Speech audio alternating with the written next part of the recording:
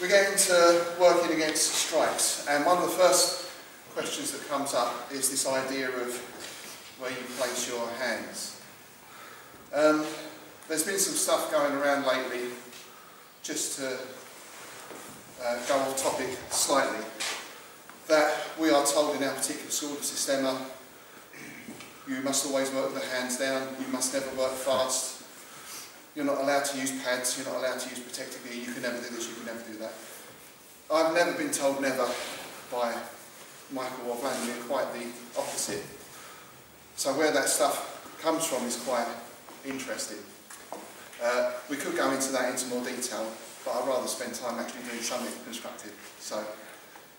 But people who train the way we do understand why we do things the way we do.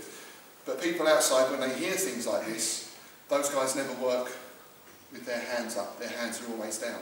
They then look at ways to try and help us, which is a nice thing of them, you know.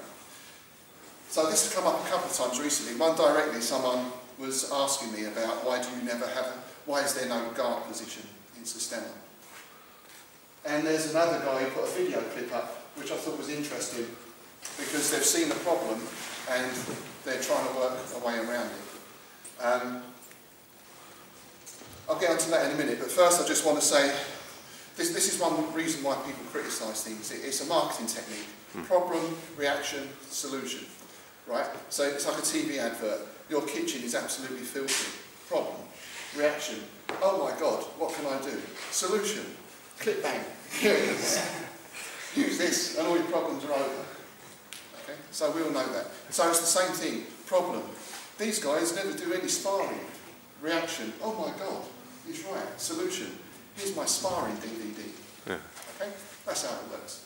But anyway, so I say other people see this and they think, right, well, why do they work with no hands down? Isn't it better to work with hands up? Let's try it and see. So what these guys have done, you're going to hit him in the face, okay? And from here, you're just going to try and block his punch.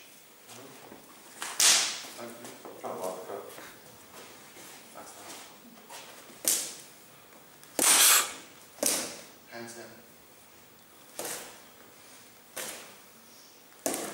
Okay. Right. Now you start with your hands here. Same again.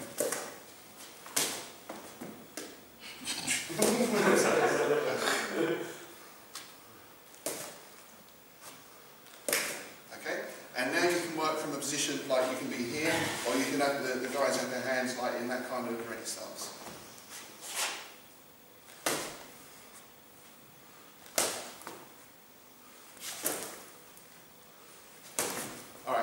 So the guys did this over, you know, they did it with a few different people, and they did 10 of each and marked it out. So which one's easier?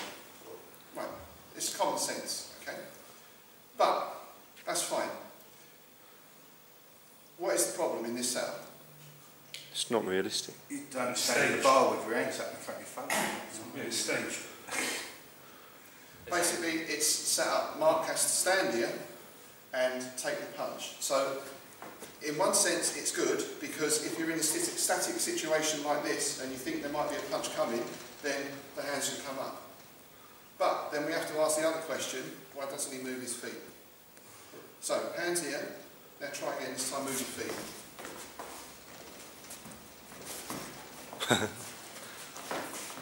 There you go. Okay? And that's actually what Mark did right to start with before you told him he couldn't move. He moved, and that's what he did, which is what we're trained to do. So, your first defence, as we say all along, is always the movement, even if it's just head movement. If you can move the feet, even better.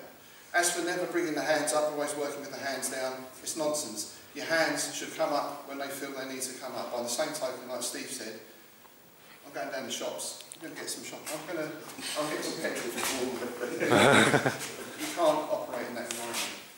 Those guys work this one, which of course, I think about 10 years ago we put out a clip on preemptive striking, working from this position. It's a good position because it's neutral, but the hands are kind of ready, or this kind of stuff people do a lot of. But this is not so good necessarily, because this is now like set here.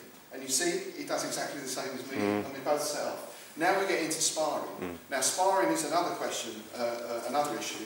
But just briefly, sparring depends very much on the type of sparring you do and how you do it. I prefer to have sparring structured. So Matt has got 1 minute to escape out that door and I've got 1 minute to try and stop him, for example. What you tend to get with sparring is people have all the gear on and then they do this.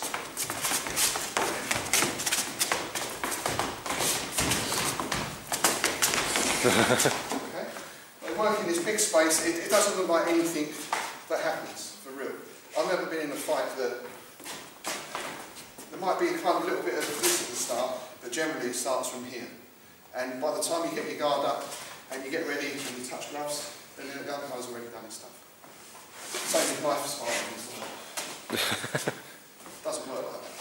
So people say sparring is good for learning distance and timing, but you're learning the wrong distance and timing. I'm learning distance and timing for this. I'm not learning distance and timing for this. Okay? So you have to be careful.